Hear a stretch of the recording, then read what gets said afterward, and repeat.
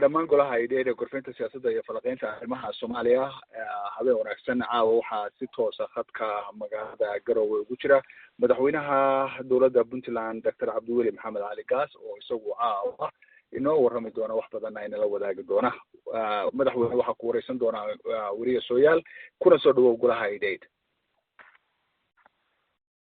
waa dhawaad soo dhawaada madaxweyne inkastoo aad yala daalan tahay bal warbixin kooban naga sii xaaladda puntland bal warbixin kooban kasii waxaadna dhawaan u dabaaldegteen sanad guradii 17 waxaa kasoo wareegtay 17 sano bal markaa warbixin kooban naga sii.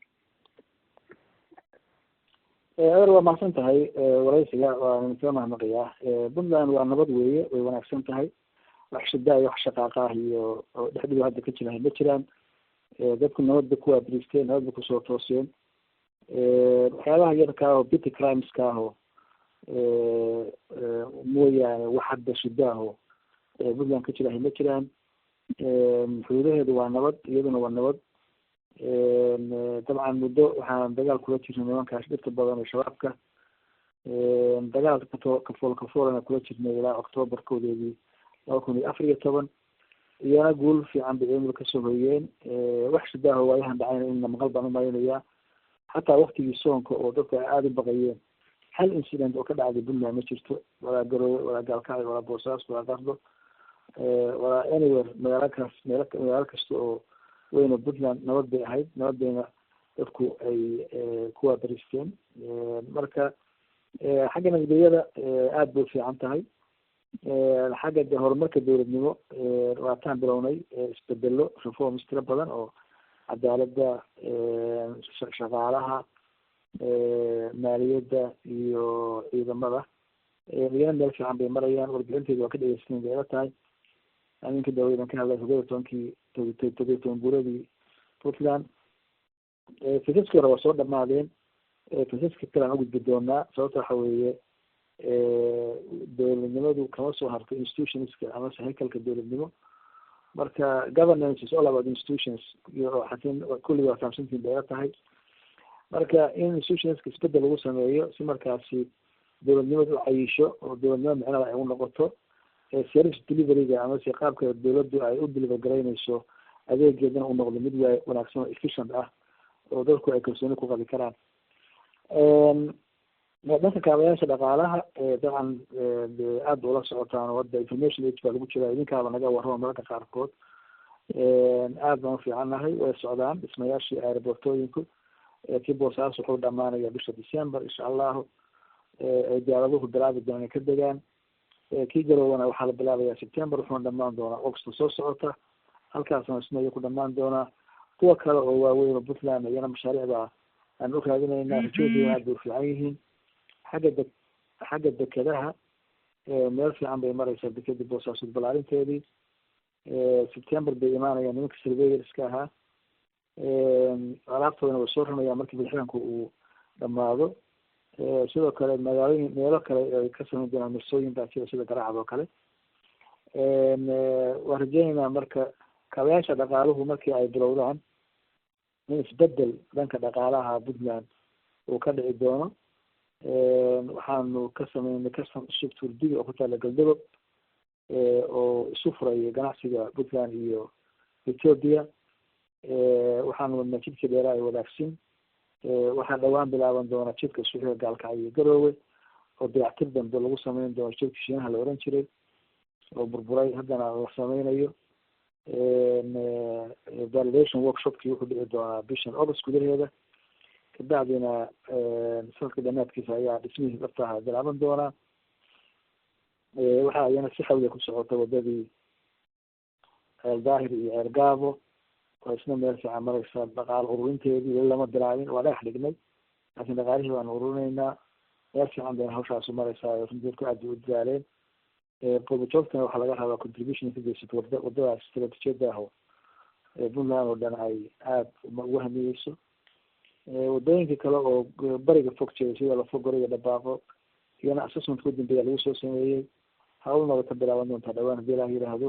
ana waxaa rabnaa jid, biyo, deked, airport si markaasi wax soo saarkuna uu kor ugu kaco sida kalluumaysiga oo badda udheer Soomaaliya iyo Puntland ku taala la socotaan waa gobolka kaliya badda cas Indian Oceanka labaduba xuduud la leh sidoo kale in la maalgashado beeraha la maalgashado macdanta la maalgashado xoolaha waxaas dhan waxay u baahan yihiin haddaan infrastructure jirinin qofna ma imaanayo maalgashi ma subin karo qofku inuu aeroboort soo daba helaa inuu dhabo iyo wado u qaado waa inuu helaa dekada uu alaabtiisa ku dhabsan karana waa inuu heli karaa marka network of infrastructure markii la helo dabcan waxaa bilaabanaya in dadku ay maalgashi samaystaan dhaqaalaha waxaa jira de fikir la yidhaahdo crowding in effect mina waxa weeye markaad abuurto public goods amase public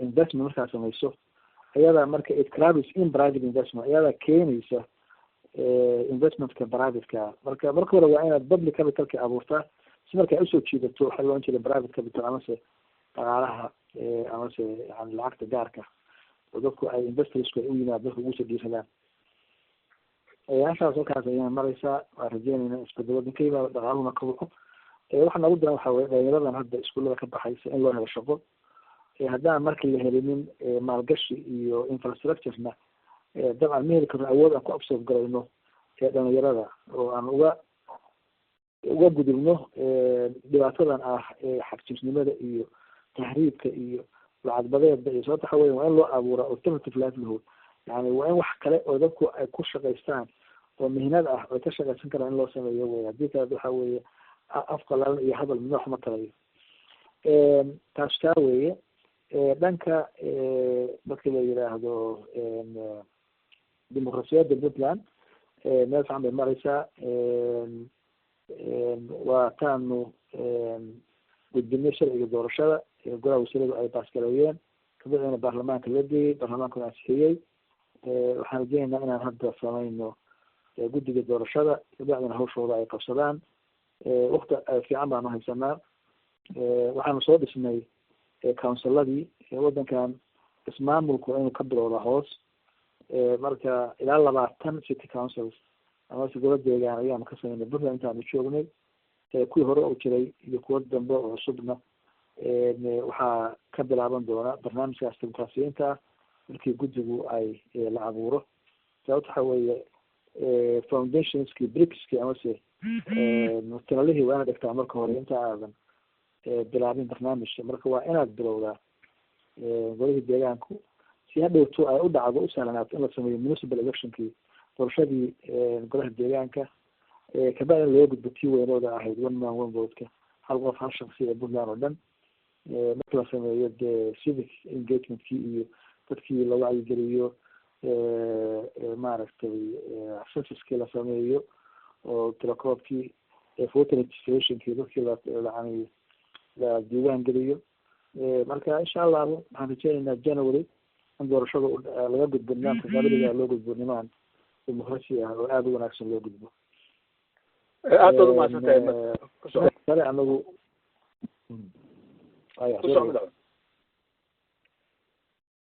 aad baad umahadsantahay madaxweyne arrimo badan oo ka hadashay ku saabsan horumarinta Puntland muddooyinkan soo socda iyo weliba dhinaca dimuqraadiyiinta waxaa jiray dhowr jeer inaad ballan qaada inaad qabanaysaan shir wada tashiga oo Puntland ay isugu imanaya weliba muddooyinkeeda lacayimo guddiya aad u samayseen ilaa ay shirkaasi ma qabsoomin markastana dib u dhacaya maxaa haysta oo aad shirkaasi uu hadda dib ugu dhacaya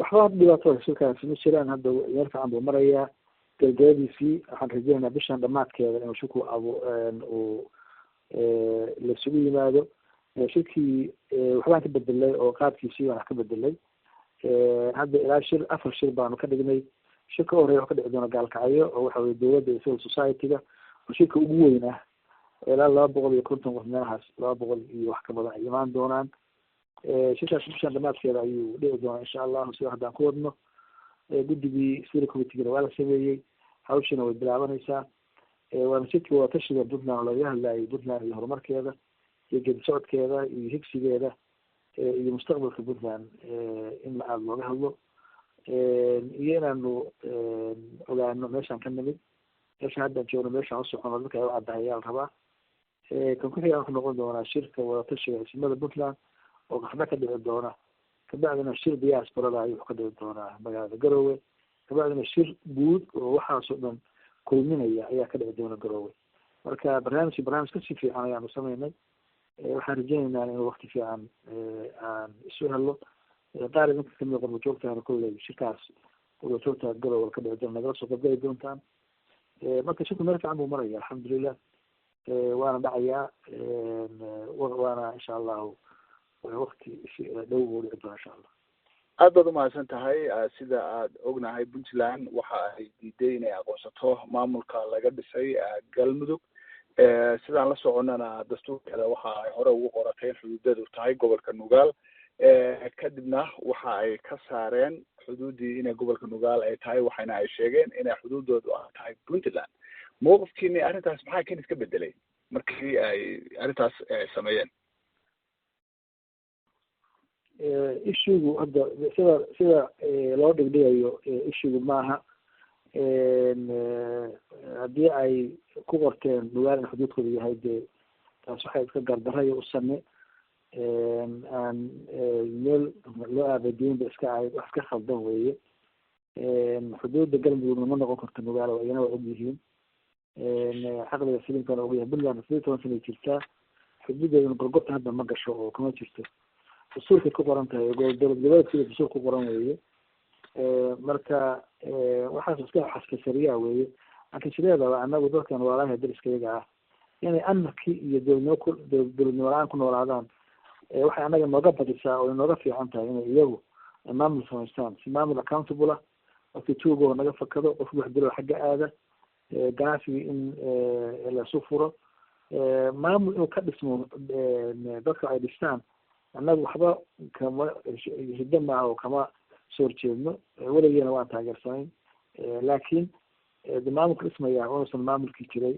oo intaasuna ka horreeyay usan carqalad ku noqon jiritaankiisa deegaankiisa nabadgelyadiisa ayaa muhiim ah taas way xuduudku ay ka hadlayaan midada kale haddii halfa iyo bar ay maamulku meel gaara ay goynayso haddii ay dowlad goboleed u dhan ay u goynayso waxaasoo dhan ba iyagay jirtaa anagu maamulkooda anagu hadda kuma haysano waxay doonaan ha samaystaan laakiin ansi waa soo dhaweyneynaa in maamul meesha uu ka abuurmo laakiin de maamul baa halkan ka jirtay 10 sano namana aqbali kara marka in xuduudihiisa lagu soo xadgudbo ama aada laga soo raadsado marka intaasaan kaga jawaabi lahaa laakiin madaxweyne puntland iyo waxaad aaminsan tihiin maamulkaasi inuu yahay maamul gobol iyo bar ah oo aan dastuurka waafaqsanayn maamul goboleedna aan buuxin karin soo saas ma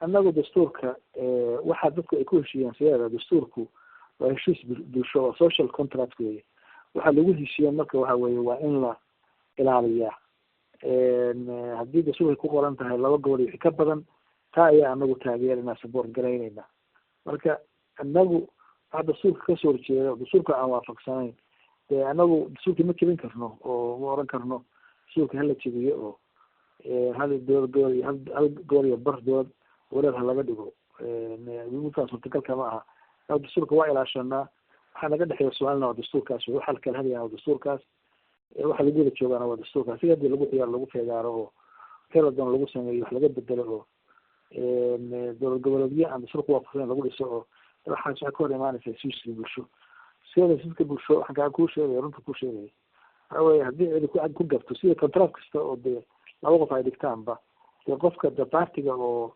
tirsanaya dhibta uu ka bixi karaa wuxuu oran karaa heshiis waa ka baxdeen marka anagu waa ilaalinaa dastuurka waan aaminsanahay in la ilaaliyo oo isku si loo ilaaliyo muranka siyaasadeed ee maamulkaasi qeyb wuxuu ka ahaa khilaafka idinka iyo dowladda dhexe idin dhex maray oo ku saabsanaa arrimaha dastuurka oo ay dowladdu guddiyo aan loo marin wadooyinkii dastuuriga ahaa ay dhistay iyo arrimaha noocaasa arrimahaasina waxa ay dhaliyeen inaad ka baaqataan shirkii lagu qabtay magaalada muqdisho bishii hore dhammaadkeedii arrimihii ka soo baxay shirkaas oo ay mas-uuliyiinta dowladda iyo beesha caalamka weliba kuwa taageera soomaaliya ay ka qayb galeen sidee bay idinku muuqday idinka puntland? waxyaaba badan oo anagu sida hadda bestminkan ku sameynay waa arrin waa ka baaqsanay shirkaas sababtoo ah dowladda federaalka ayada ahayd waxyaabaha qaarkood oo puntland ay dhibsanaysay waxa dowladda ka riixayay oo waday dowladda federaalka ay ahayd dowladda federaalka waxa rabaa somalia in udhexayso inay cadaalad ku shaqeyso inay midnimo ku shaqeyso. dowladda federaalka ahi hal sana iyo xoogaa way hortaagneed jubbaland inay samaysanto oo juhdi badan iyo dhaqaalo badan ku bixiso oo ummadii la isku diray jubbaland ku noolay oo dhibaato iyo cadaawad laga abuuray. haddana juhdigii ugu badnaa waxay ku bixisay in cadaawad wax kasoo baxaan oo dhaqaalihii dalka lagu bixiyey. marka dee waxa ku muuqanaya waxa inay tahay dowladda inaysan si saxda u shaqeynaynin. laakiin anagu labadaba inay maamul samaystaan puntland dee way taageereysay laakiin de waa inay waxaa dowladda inay nidaam ku shaqeysa al rabaa dastuurka raacdo aysan jebinino hadda gudyada a ka hadlaysid oo ay suudiyeen dastuurka ma maafasana sababtoo ah article 111 baan umalaynaya 111 ayaa dastuurka qoraya federaalka in dowladaha jira xubnaha kala dowladda federaalka lagala tashado komishinada noocaana wax talaha nala ka weydiiyana ma jirto. marka haddii dowladda federaalka rabto in xarto iyado iska wadato xarto suubsato kabacdina stand of approval anaga ay naga raadiso aan ku taageerno waxaas nagama suurtoodo. waana anagu tala wax ku leenahay, waanaanu asaas wax ku leenahay, inaanu fikirka wax ku leenahay, inaanu hirgelintiisa wax ku leenahay, inaanu gunaadkiisa wax ku leenahay.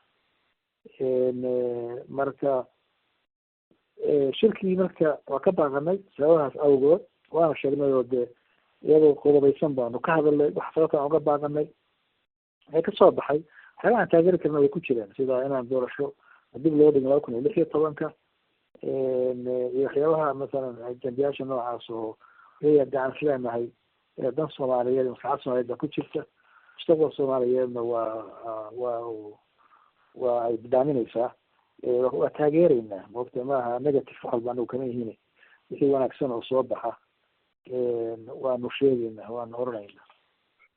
okay, sida aad la socoto beesha caalamka iyo weliba maamul goboleedyada inku aad kamid tihiin waxa ay sheegeen inaan waxba lagu dari karin marka la gaaro 2016 oo ahayd xilligii dowladani in ay doorasho qabato ay ahayd dadku ay codkooda dhiibtaan dadka iyaga xukumi lahaa ama bedeli lahaa. taasina ma dhacayso. beesha caalamka waxaa sheegtay inaan doorasho ku dhacin. marka waxaa jira barnaamijyo iyo qorshayaal la wado oo la doonayo bal in hababa lagu sameeyo. maxaad kala socotaan dowladda federaalka ah ama aad ka ogtihiin qorshayaalka ay wadato in ay ku qabato doorasho ama nidaam ka bedela nidaamkii hore ee ay ku timid? annaga waxaa idin sheegnay doorasho in lagu darsado waa ka raalli kenya waan kasoo horjeednaa. ku darsasho waxaa loo sameeyaa wax wanaagsan oo socda in la bari taaro oo la hagaajiyo. laakiin waxba maanaan qaban oo waa fashilanay wixii 3 sano in la qabtana waxa kale aanaan qaban. saas daraadeed waqtina lakugu daro oo fashilka iyaga aan waqti u helo dambe taa suurtagal maaha. marka waa in la helaa new leadership, weji cusub, dad cusub, fikir cusub inay yimaadaan barnaaba 2016 hadii la yidhaahdo soomaaliya meesha ay rabto meesha ay faahshin gaarsiin kara. laakiin wixii shalay dhacay oo khaldanaa iyo failurkii hanala ku abaalmariyo oo hanala kugu daro caqli maaha. taasu taa weeye. mideeda ah maxaa la yidhaahdaa su-aasha waa inta dhintay maxaa kaloo weydiisa qorshayaal in ay dowladdu wadato qorshayaasha qorshayaashaas de anagu ma ogin qorshe dee guri mugdi ah lagula jiro oo aan banaanka ol anagu kama hadli kara de laakiin markii qorshayaashaasi banaanka yimaadaan ayaa okay, maxaad ka aaminsan tihiin marka haddii lasoo jeediyo in dib loogu noqdo wax qaybsigii 4.5 ka ahaa? 4.5 waxa soomaaliya kharibay weeye oo mana anfacayso. gorowa tuna waxaa ku taalay in sanadka in doorashadan 2016 wixii ka dambeeya aan 4.5 lagu dhaqmin. taasina iyadana anagu dadku in deegaan wax lagu soo saleeyaa dadku deegaanka qolba deegaanka uleeyahay waa inuu ka raadsadaa codkiisa iyo xubintiisa. marka 4.5 waa wax yani magic number oo meel keliya aanan garanaynin, wax kusaabsan aanan garanaynin, cidood baana aysan raalli ka ahayn. afarta kaadisla qabiilo iyo barku midkoodna raalli kama aha sidaa hadda waxay yihiin. marka sabab loo suulo ma garanayno, in laga gudbaa nidaamkaas qabaliga o dhan loo gudbo weeye, nidaam ku dhisan deegaan iyo dowladnimo saxa waa in lala yimaada. haddii ay dhacdo in dawladdu barnaamij noocaasa ay keensato, idinku waa is hortaagaysaan miya? dawladdu waxay ku xiran tahay waxay keenaysaa waxay yihiin. haddii ay xal wanaagsan oo xal Soomaaliya unoqon kara ay keento walan good.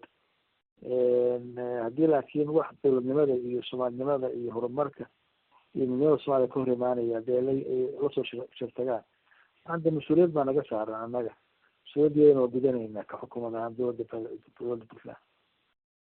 idinku waxaad sheegteen maalin dhaweyd markaad shirayseen oo golaha wasiirada Puntland ay ku shireen magaalada Garowe khamiistii dhaweyd in aad haysaan qorshayaal ku saabsan 2016 ma jiraan qorshayaal gaar ah oo idinku aad wadaan oo aad rabtaan inaad soo dhigtaan oo aad xal uga raadinaysaan 2016 maya waxaa fiiri qorshe adigu aad samaysatay. anagu dowladda federaalka ah dowladdaas Soomaaliya ka tirsan baan nahay. marka qorshe anagu keliya aan samaysanay dee cidna ma anfacayo. sida qorshe tuulo kale laga soo sameeyso anaga noo anfacaynin. waxaan rabaa marka qorshahaas u dhacayo in stakeholderska Soomaalida oo dhan waxay ku midaysan yihiin oo isku aragti ka yihiin oo isku raacsan yihiin waa inay tahay. laakiin haddaad waxaaga gaar usoo karkarsato ood soo samaysato oo dacwo inaad iibiso dee badeecadaas ma iibsanayso, maogtahay doesn't work, ma shaqeynayso. waa inay tahay wax fikir waa la keeni karaa, laga doodi karaa, laakiin waa inay tahay wax consensus iyo give and take iyo discussions iyo discourse aada u wanaagsan wax ku dhisan waa inay tahay, oo qof walbaaba aragtidiisa fikirkiisa ka dhiiban karo, inclusive ah, Soomaali dhan midaynaysa. dad badani ay annaga haddaan wax samaynayno waxa isugu yeernaa shirweyne qaran, kaas ayaa waxaas kasoo baxayaan. waxaa la isku raacsan yahay waa inay tahay, laakiin wax Puntland buda iyadoo gaar u tumatay inaysan ahayn. weli ma si toosa ugu dhawaaqdeen shirweyne qaran aad qabanaysaan oo ma jeediseen mase tala un baad hadda weli raadinaysaan? maya waa markii haboonaato dadka waa isugu yeerinaa, laakiin hadda waxaan ku dhawaaqana ma jiraan, laakiin waa sheegnay in loo baahan yahay shirweyne qaran. wayna ku jirtay annaga war-saxaafeedkeeda. aad baad umahadsantahay madaxweyne. shalayto sidaad la socoto madaxtooyada magaalada Muqdisho waxaa lagu kala saxiixday heshiis ku saabsan maamul samaynta gobolada Hiiraan iyo Shabeellaha Dhexe. maadaama aad maamul goboleed aad tihiin, xaqna waad u leedihiin inaad ka hadashaan hababka maamulka loo samaynayo.